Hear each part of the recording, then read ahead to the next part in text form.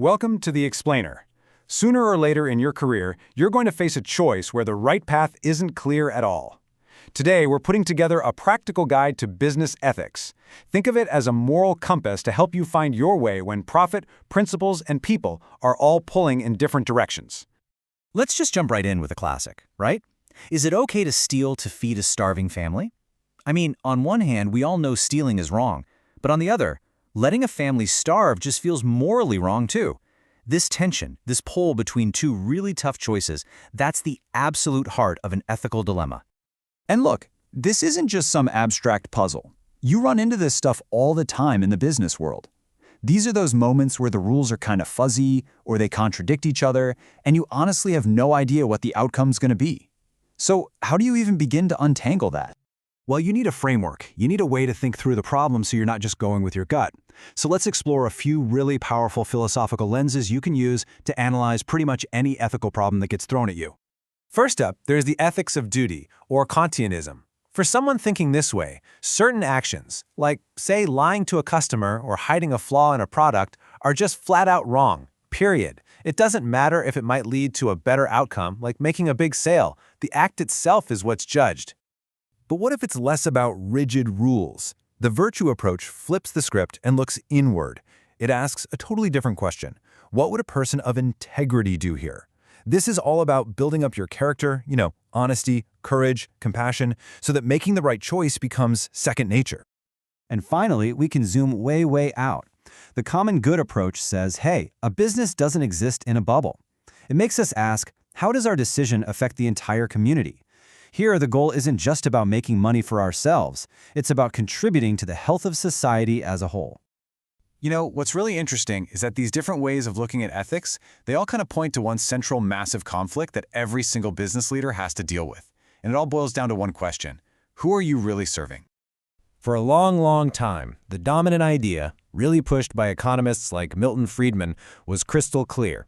The company exists for one reason: to make money for its owners, the shareholders. That's it. The mission is simple and focused. Maximize that profit. But then a totally different idea came along: stakeholder theory. This argues that a business has a much bigger responsibility. It says a manager's real job is to juggle the needs of everyone the business touches: employees, customers, suppliers, the local community, and the shareholders. And that right there, that creates this deep, fundamental tension in almost every big decision a company makes. Okay, so now we get that core conflict. Let's get really practical. Where does the rubber meet the road? Where does these dilemmas actually pop up in your day-to-day job?